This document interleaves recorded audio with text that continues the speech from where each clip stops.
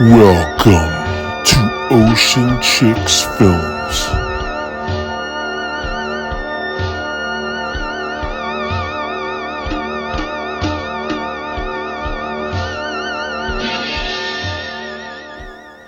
Hey guys, welcome to Ocean Chicks Films. I'm your host, Karen, and I missed you guys so much. Oh my god, it feels like a million years since I did this. I am so busy still working on the new project, which I announced before was a website that's going to be an online horror magazine specializing in the supernatural, and also a product line. The website's nearly done. It's looking really cool, you guys. I can't wait to show you. I've got to do a little bit of fine-tuning, some of the legal stuff, and also finish up the products, get them photographed and online, and also a few more movie review blog posts I'd like to add to it, just to give you guys something to see when you go check it out. I can't wait for you guys to see though. I got a story to tell though. I was working on my products and they're coming along really great. They're super cute, and I want to do a test run of the characters just to see how they go over. So I'm going to do handmade charms, these little shrink it charms that are super, super cute. And I haven't made that kind of stuff in a really long time, so I spent probably 2 days cutting out, painting these little characters, and they looked so freaking cute. So cute. And then you have to cut them out, put them in the oven, and you bake them, and they shrink down so they turn nice and hard. And then you can varnish them so that they're strong and durable, and put the little jewelry findings on them and stuff like that. Anyway, I did it, and I used some older acrylic paint that I had, and I guess I did it a little bit too thick. Needless to say, all of them before my eyes curled up into this disastrous mess. And I was so discouraged. I was like, oh my god, I can't do this. This is never going to work. I don't want to invest in all of the enamel pins and stickers and all that kind of thing yet. I want to test out the things first this way, because, you know, that's just a smart thing to do. Such a disaster. I was so sad. I was like ready to just quit and give up. But I stuck with it. I figured out new paint and doing a really thin coat of color on the things, and it worked out. I did my first one and it turned out really, really good. So now I've got about 45 or so of them that are all drawn on, and I just have to paint them and bake them and do the whole thing. And then I'll be able to add them to the website. You guys can check them out. So there's about 9 characters that I've created that I'm going to start out with. There'll be way more as we go, but characters that are going to be from my horror comic Spirits and Screams as well. Anyway, oh my gosh. All I got to say, kids, is when you're working on something, you just keep plugging away at it, because you'll get there, even if you have setbacks. Okay, so you guys, you saw my set. It's slightly different. I've taken down the Exorcist poster. It's on the side over beside me here. It's still here because I love that poster. But I've got this nice red fabric behind me here that I'm super, super excited about. I believe it's called Damask, I think. Anyways, I ordered it and it finally came in, and I've got that set up. Now I'm just sort of working on tweaking my little displays, because they're not exactly where I want them to be, but they're almost there. But I just love it. I just love that goth look and the reds and the blacks that are so rich and warm and wonderful. I think it's going to work really well at Christmas too. I don't know about you guys, but I'm starting to get really excited for Christmas. I'm excited for Halloween, of course, but I'm kind of at that stage now where I'm ready for some Christmas horror movies. I think that'll be really, really fun. But tonight, I'm finally going to talk about what I think of The Exorcist Believer. The Exorcist Believer from 2023 is a supernatural horror film directed by David Gordon Green. Single dad Victor Fielding's daughter Angela and her friend Katherine show signs of demonic possession, unleashing a chain of events that force Victor to confront an evil force. He seeks out Chris MacNeil, who has experienced it all before. Starring Leslie Odom Jr., Olivia O'Neill, and Lidya Jewett. Okay, so you know that I've been dying to talk about this one. I was dying to see it. I went in with an open mind. I know there was a lot of hate directed at it, and fair enough, you know, you got your opinion. Some people like, some people don't like.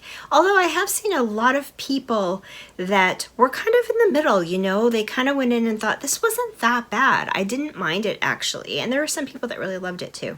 That being said, okay, my daughter and I went on October 6th, which was a Friday.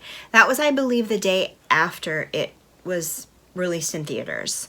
And we went at the 6:45 p.m. showing in my theater. And remember I told you before, in Canada, in my part of Canada, in British Columbia, the theaters here have been so dead. Like, nobody seems to be going to the movies.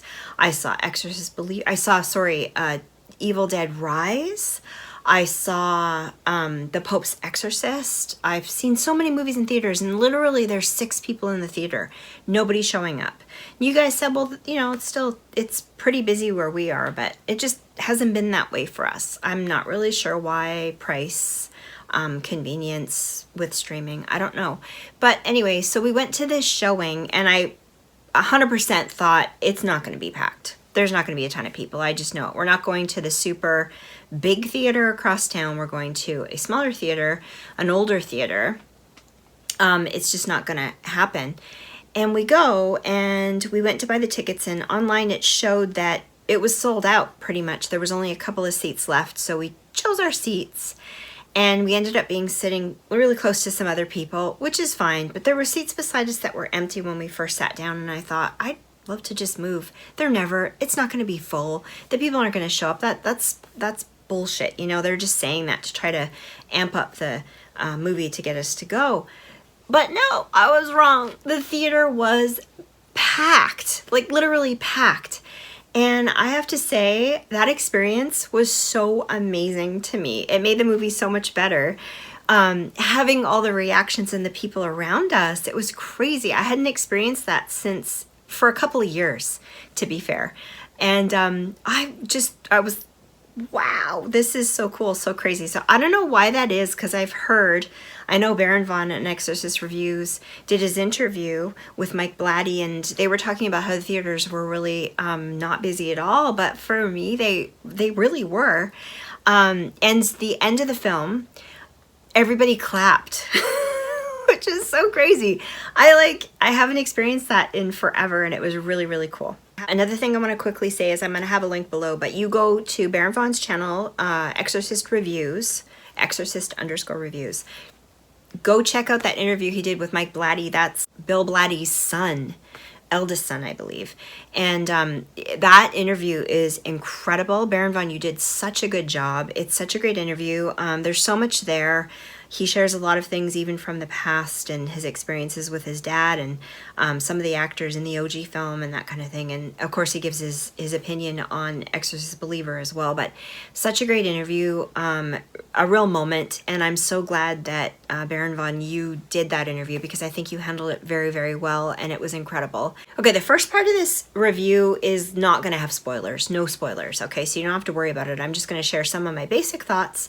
And then the second half, I'm going to get into some spoilers because I gotta. But I will give you fair warning ahead so that you can get off if you haven't seen this movie yet. I'm going to say right up front, this movie was never going to be comparable to the OG film with Friedkin and Blatty. Come on. I mean, get real. Like, it never was. That film was an amazing project, like a lifelong dream come true type of project for those two. So they put their heart and soul into it to create the most amazing thing they could. And it was at a time where things like that hadn't been done before. It was a long time ago. So the only way a sequel or a prequel could be comparable to that OG film is if Friedkin and Blatty got together and made that film. I mean, give me a break. I'm so tired of people talking about it like that. But anyway, it's your opinion. You're entitled to your opinion. But in my opinion, I didn't go into it expecting that or judging it that way. I went into it expecting this okay, there's some interesting things going on here. I'm going to go in with an open mind and watch the film and see what they came up with, and know that they were inspired by the OG film. And I think that's very cool. Overall, I enjoyed this film. I thought it was a good watch. It wasn't my favorite movie in the whole world, but I liked it. I enjoyed it. I thought it was great. I think I will buy it when it comes out in physical media. I can't wait to see it again. I know there's a lot of stuff going on there, and I'm really looking forward to seeing the next two films. I like the direction they took with it. My only criticism was that I felt like there was too many characters and a little bit too much going on. But you know what? If I was given that project and I was creating it, I probably would have done the same thing too. I do that all the time. I think too much. I have too many creative thoughts and ideas going in my head. I put everything into stuff, and I have to slowly pare things away to get it back to where it needs to be. And there was so much pressure on this film to be good, and so much negativity that went towards it even before it was put out there or made, that understandably that's kind of the direction it went. But if I could critique it, I would say that is the only thing that I felt was kind of lacking a little bit, that wasn't quite right, was that there was just a bit too much going on. That being said, the part that I think could have been fixed was having all of the religions involved in it. I felt like we were whomped over the head with that part. I like the idea of it, but I loved the fact that they went towards the voodoo or hoodoo aspect of it. I thought that was really interesting, very different. And I think if they had carried that through completely instead of flipping it around with the other religions, I think it would have been better. I think the other stuff like Catholicism and I believe Baptist, I think that's the ministry that they were showing there, portraying there.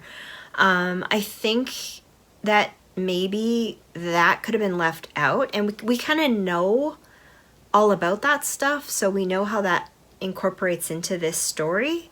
And so I think the voodoo thing, they could have just kind of gone with that and left it at that. It would have been better. I don't know. What do you guys think? I thought the acting was phenomenal. Those two girls, my God, wow, really well done. And the cinematography, the lighting, the look of it, the feel was just incredible. I thought it was really, really well done. The beginning of the film, as everyone's talking about being so good, and then it kind of takes a turn. And I think that's because of all the religion and all the statements that they were trying to make all in one thing, which were just, it was too much for the whole story. But I agree. I think that the beginning part, the part where they show, I guess I can say this, they have the earthquake part of it. Man, that was so triggering and terrifying to me. I live in part of the world where we can get that. So being in the theater, they had the volume cranked up so loud that I literally could feel it in my chest as it was happening. And it just it gave me that same shocking, terrified feeling that the original The Exorcist did when I saw that in theater. So that was really, really well done. The music, the score, I didn't think that was very well thought out, and I thought that was a little bit disappointing because Friedkin put so much emphasis and energy and creativity into the sound and the music and everything from the first film that was a bit lacking to me. It had that flavor of modern horror movies with the music, and I'm just not my jam, not my thing. And the Tubular Bells was just hardly there. Like it just could have been more a part of it. A little bit of a criticism there that could have been a little bit better, I think. I also wanted to talk about the fact that my daughter, who's 14, it was her birthday and she agreed to go see this movie. She was excited to see it. It was very cool sharing that with her because I never dreamed, in my lifetime that I would get to go to another Exorcist movie and she would be a part of it too. So that was very cool. it gave me the same vibes when I saw the very first three films. I think they re-released them in theaters in the 90s, I think. And I went with my husband at the time and my mom and dad, and we went and saw those movies. I faced my fear and I went to the theater and saw them, and it was really incredible. So it was super fun getting to share that with my daughter, and have her share her thoughts and get to experience it. And I gotta tell you, she's 14 and she's never seen The Exorcist or Exorcist 2 or Legion, the third film. She's never seen any of those movies, and which I was surprised. I thought she had, but she hasn't. And she loved this film. She absolutely loved it. She thought it was very creepy and scary and fun. And so I think that's interesting. Okay, let's talk about the makeup. Oh my God, really well done. I loved it. I thought the girls were done up so amazingly and so cool. Like, they must have had to go through so much to get that stuff put on, and then to be able to act with it was so incredible, just so incredible. Ellen Burstyn's return in it, very cool. She's gorgeous. Oh my God, she looks so good for her age. I can only hope to look that good at that age. So amazing and so cool that she did finally agree to do the film and be in it. She wasn't in it a lot, but she was there, and that was very cool. I liked watching her. So very obvious to me that a lot of effort went into making this film, and I think it shows, and it was a fun watch. And if you went into it just as a horror movie, it was a good film. It was fun, a little bit of stuff that wasn't perfect, but you know what? Nowadays, I'm finding all the films are not perfect. I liked this one better than The Pope's Exorcist, but at the same time, the style of filming, the way that they did it, a lot similar to those two things. Back in the day in the 70s was a whole different time period, and people made things differently back then. I don't think that if The Exorcist was released today, that people would like it. I really don't. I don't think they would. The Entity, I don't think they'd like it. Amityville Horror, don't think they like it. I don't think these films that were such blockbusters back in the day would fly nowadays. People have a different taste. I'm going to say something about this film up front before we get into spoilers. So I think it's perfectly fine to not like a film. I think that's perfectly fine. That's totally a person's taste. I think it's equally perfectly as fine to enjoy something that other people don't like, or hate something that people do like. I think it's fine to do that. That's all part of our own individuality and creativity. But when you start telling people universally you can't like that film because it's crap, and if you like it, you're going to be shunned and you're going to be out of the group because that's not the popular opinion, then that's crap. Please, guys, don't do that to movies. Have an opinion, but be laid back about it. Be willing to listen to what everybody has to say, and go into things with an open mind, not so judgmental and negative and angry. That's all I'm going to say about that. I want to feel secure enough that I can go watch movies that I want to watch and say how I feel about them, and not feel scared to voice my opinion because it doesn't go along with a popular crowd. I gotta say, I've never been interested in popular, ever, my whole life. And I don't want to have to start now. I want to feel like I can just watch things, and I want to hear all the opinions because I think that's really fun. I like hearing the negative stuff. I like hearing the positive stuff too. I like hearing all of it, and I don't like to judge things based on bad or good. There's always gray areas in between that you can talk about. I think it's important to discuss different parts of it. Anyway, that's all I'm saying. All right, so I'm giving you your warning. In the next couple of seconds, I'm going to talk about spoilers. So if that's not cool, then you guys just click off now. If you haven't seen it yet, you don't want to hear this stuff. And then come back afterwards when you've watched it, and you can talk in the comments and share your thoughts about it too. But I have to talk about spoilers because it's so cool.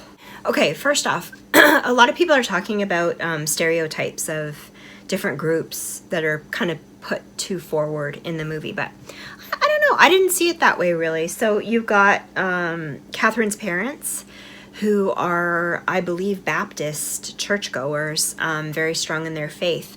But I don't think they were portrayed necessarily from that perspective. To me, they just seem like a married out of high school type of couple with 3 kids that they love, and they go to church, and it seems like one of my sisters, you know, like they seem like one of those, and my sisters are not Baptist.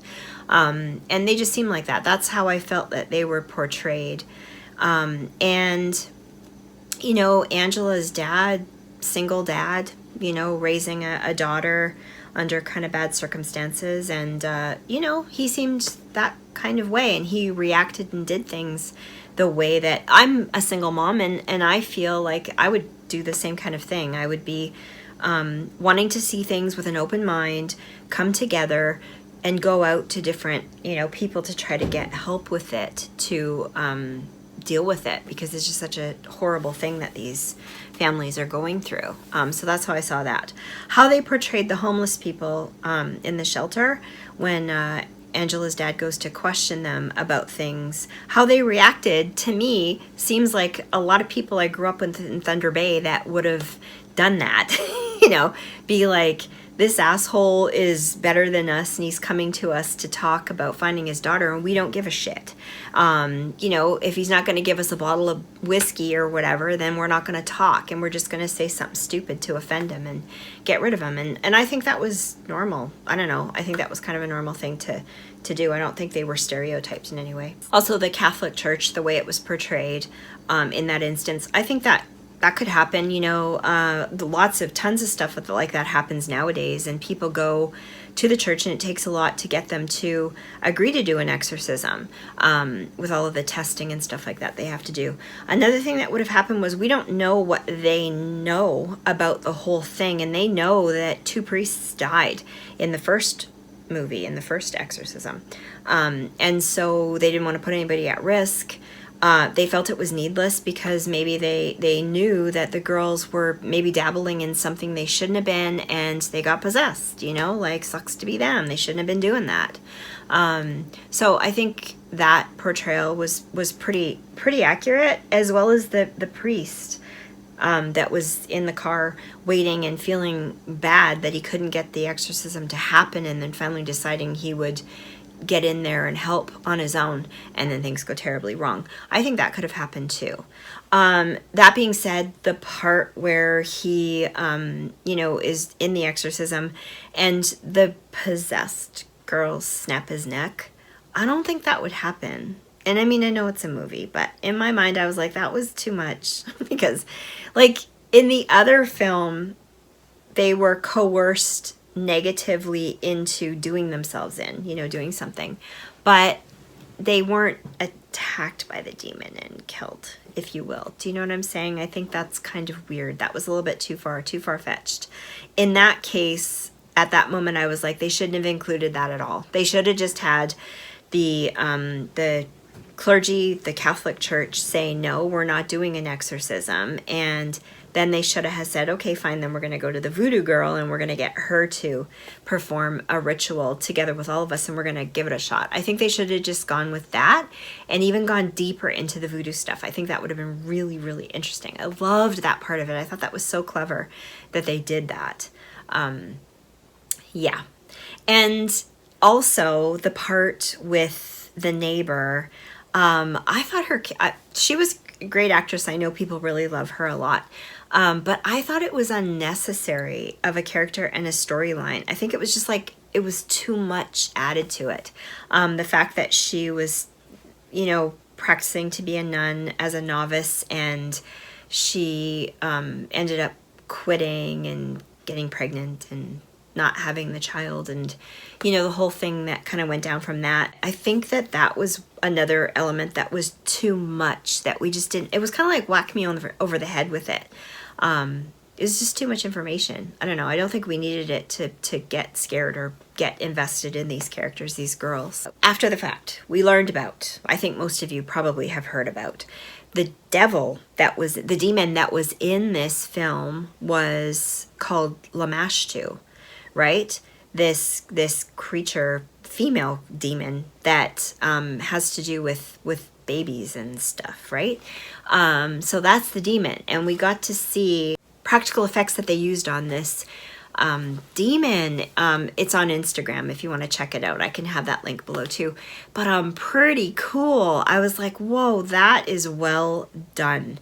What I loved about this demon is you don't just see like contact lenses, the eyes actually look so realistic, and the skin and the face and the wings and the whole thing, like this expelled archangel that's been like turned into this demonic ugly creature. So crazy. And we saw glimpses of this demon, very subtle, fast glimpses of the demon in this film. So I'm really hoping in the next film that they explore that more and we get to see more of that demon, because I think that would be so creepy and so scary. I loved that idea. That was really neat. But like I said, when we watched it, I think all of us watched it, we had no idea that was a part of it. So they didn't really, I don't think they did that well enough to give us a taste of it to where you could explore it further. It was just kind of like a really hidden thing that you had to look up after. Of course, there were lots of homages to the first film, and I think that was kind of fun. I know a lot of people were crapping on that like it was stupid, but I thought it was kind of neat that they did that. I thought it was neat that they put that effort into it and had little tidbits of things going on. I thought that was really fun. And the synchronized possession. I have had this theory from the beginning, and I know Baron Vaughn doesn't agree with me, and a lot of people probably don't agree with me, but I feel like it's not one demon. I feel like it's more than one. And I think there are ties to Lamashtu and Pazuzu together. And so personally, I think each girl is possessed by somebody else. I think Katherine, when they went into the forest and they went into the wrong place and they performed this seance type of deal, they were grabbed. But I think Katherine was in the wrong place at the wrong time. I think Angela, at the time of her birth with the mum and the choices that were made, and just the way it went, you know, with her mum dying and her living and the dad having to look after her. I think the devil connection was there right from that part. I don't think it's something that happened accidentally when they went into the forest. And I think Katherine was in the wrong place at the wrong time. And they just used that. I think that Lamashtu was present when Angela's dad was making the choice who to save his wife or to save his daughter, when the earthquake hit and she was dying, the mom was dying.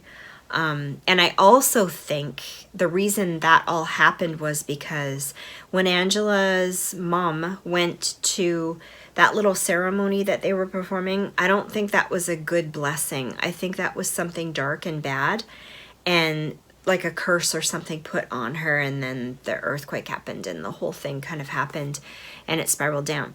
I think the bigger picture as well on top of all of that, this is just my theory, I could be totally wrong, I don't know, but I'm putting it out there anyway, is that Pazuzu is pissed off. He's pissed off that he lost Regan and that everything went the way that they went and that they got the priest back, right?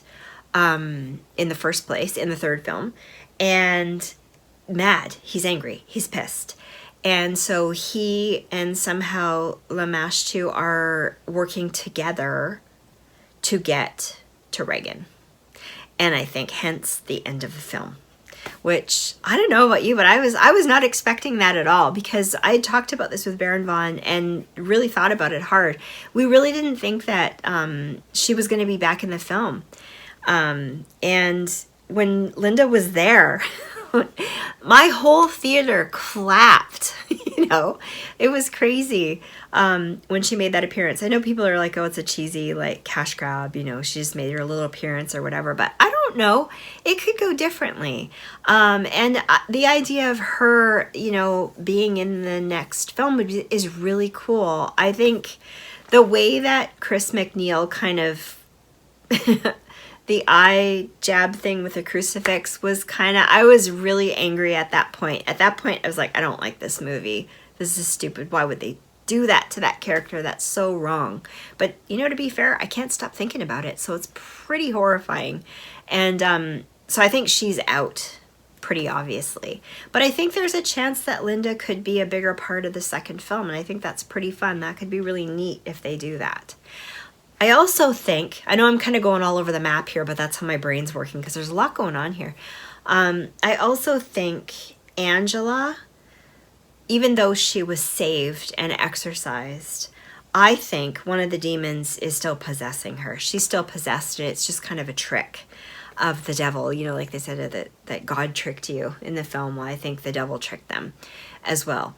I think Katherine was possessed by Lamashtu. I just have a weird feeling that that's what happened, and that Angela was possessed by Pazuzu. And I think that because the dad made a mistake and said, you know, he chooses her and wants her to live because the demon was giving them a choice to choose which girl lived and which girl died. And Katherine was talking about not wanting to go to hell, so that made our brains think that she would die and go to hell. I don't think that's what happened. I think Katherine did die during the exorcism. Katherine went on to heaven, and I feel like the demon that was possessing her went to hell. So I think Lamashtu, when we saw Katherine, that vision of her near that water and in the forest, again, where they did the seance in the first place, I think at that moment, it wasn't Katherine that was being dragged to hell. It was Lamashtu being dragged back to hell, and Katherine was going on to heaven. That's just my theory. It's just my thinking. It's just just run with it. Just run with it. We'll find out, you know, in the next film. But I think that's what's going on there. And I think Angela's possessed still, because I don't see why things would have gone the way that they went. I think there was a bigger picture going on there. And I think that Pazuzu's pissed. He wants Regan. He wants to get back at her. I also think that way because Regan and her mom had a falling out when her mom decided to carry on with it, which you would. I mean, you'd be obsessed with the whole concept and stuff. And because she was an actress and she was the way that she was, she went on to think, I'm going to write a book about it because there's just, you know, whatever. She just decided to do that. I could see that. As a mom, I could see that, doing that. And then having this rift between your daughter and you. I have a daughter too, so I could totally see that. Because daughters do get that way where they, you know, they don't agree with you and influence you, but then you decide, no, I'm the mom, I'm doing it anyway. So she did that. But maybe Regan, with being kind of, having gone through it, the way that in the first film we're led to believe that Regan didn't remember, but we're not sure if she remembered or not because she hugs the priest at the end, right? So we're thinking maybe she did remember it. In theory, when someone is possessed in life, apparently, that person doesn't remember anything. But I think in the film they've taken liberties with that.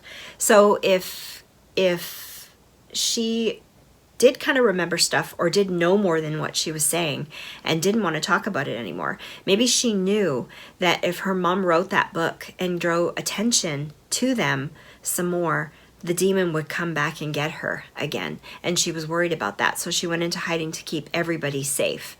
But the mom kept poking away at it and got involved again with it, and it went horribly wrong. And so Regan had to come back to be with her mom, and I'm thinking maybe solve things more because she's going to find out that it's still happening and she's still going to have to deal with it. But I think that's kind of, I don't know, that's just my guess from what I saw, the feelings that I got. What did you guys think? You know, what did you guys think was the meaning behind it, or what's going to come in the next film? You know, whether you liked it, whether you hated it, what you hated about it, what you liked about it, you know, that kind of thing. I'd love for you guys to chat with me. People were also talking about the fact that the possession happened like way too fast. Like it just went boom, boom, boom. We didn't have that drawn out storyline, and we already know how it goes from the first film. So I think that's probably why they didn't bother going that route again, because why drag it out and go through the long, lengthy possession process with us? We already know what that's like. And honestly, I think they did go through, Angela went through the stages of possession. She dabbled. Well, I think she was already marked and cursed from way back when anyway, but they dabbled in something they shouldn't have, opened up a door. She started being attacked little bit, with weird things happening, loss of memory, feeling afraid, not knowing what's going on. And then eventually it came to where she attacked her dad, and then all hell broke loose, if you will. And she became fully possessed and overtaken by this thing. And they had to control her and do the prayers and the rite of exorcism to get rid of it. And her dad, and I also think that the demon got her and held her there by telling her how her dad chose the mom over her during the earthquake, and that by some weird twist of fate, some miracle, she lived, the baby lived, and unfortunately the mom died. That's just how it went, but the demon took that and twisted it and made it sound like your dad doesn't love you because he didn't save you, he didn't choose you in the first place. That was the whole thing. And she got bummed out and depressed and sad and gave into that and believed it and started moving towards the devil, towards the demon, and accepting it. And so it was harder to get her out of it. She was able to become fully possessed because of that, because that's kind of a real life kind of thing that happens, from what I've read. She did go through all of the layers or levels of becoming possessed. We just didn't have a priest narrating it or talking us through it like we did in the first OG film. That's all. But I think it was all there for sure. Just sped up a little bit because the focus was on other things in the movie. Another part I loved in the film was when the actress that played Katherine was doing her big scene with Ellen Burstyn, Chris MacNeil. How Chris MacNeil is just so incredible. Her acting, seeing stuff like that on camera is so amazing because she's so good at what she does and it's effortless. She elevated the little actress that plays Katherine, she elevated her to another level. That scene was so good and so creepy. I just loved it. I thought that was really spectacular. When I was thinking, Baron Vaughn brought up the fact that the little girl wasn't strapped to the bed, or they weren't tied up, and they weren't, they were able to, like Katherine was able to do that to Chris MacNeil, jab her eyes out, which I really still am angry about that, but it was pretty traumatic. I can't stop thinking about it because it's one of those things in a horror movie, like, no, why? But they weren't tied up. But you know what? In the first film, when Chris was with her daughter Reagan, she wasn't tied up, and things got kind of crazy, and it added a little bit more of a scary element to it, I think. And to be fair, none of these people really knew what they were doing. I mean, and Chris wasn't there as much during the exorcism to know what to look for. And she had read some stuff, so she figured the prayer that she said was going to fix everything and do it all. But she's not a priest, and I think a priest is the only person, or a completely holy figure, like even that lady that was doing the voodoo stuff, that completely is connected to and believes in their faith so strongly the devil can't touch them. That's the only person that can perform an exorcism, because you have to have gone to confession and given up your sins to God, be forgiven for your sins, and be completely pure, and otherwise the devil can get to you because he can manipulate your mind, and that's what he plays on, your sins. So anything that you committed a sin about, he was there for, so he can bring that back up and ram it into your head so that you feel bad about yourself and you keep going down that path, right, of not being faithful or holy. So she couldn't, nobody knew what they were doing, is the bottom line. Nobody really knew what they were doing. They were kind of going off half-assed ideas of what they needed to do with this whole thing, and they just did it. And I think they opened up a whole nother can of worms that we're going to see in the second film. And with Chris MacNeil getting her eyes gouged out, that was more like a slasher film. And I figured maybe they were trying to incorporate some of that in there to appeal to some of the slasher fans out there. I don't know. There was a scene in the house when Angela was kind of becoming more possessed or pressed. And they shot, you could see, or no, was it during the exorcism? I can't remember. But they had a shot of her dad's house, the little tiny doorway for the attic. My childhood house had that exact same attic door. If I would have watched this movie back then, I never would have slept again. I never would have slept again. I found this scary. I don't know, maybe if you don't believe in this kind of stuff, it's not a big deal, but to me it was scary. There were parts that were really creepy. The scene where Katherine says, she snaps out of it for a brief moment and says to her mom, "I don't want to go to hell." Oh my God, that just tugged on my heartstrings so bad. I can't even. I don't know if it's because I'm a mom and I have a daughter, but that's horrible. And that whole idea, I honestly think they were using that to trick us into thinking that she could possibly have been dragged to hell, and that's where she's at.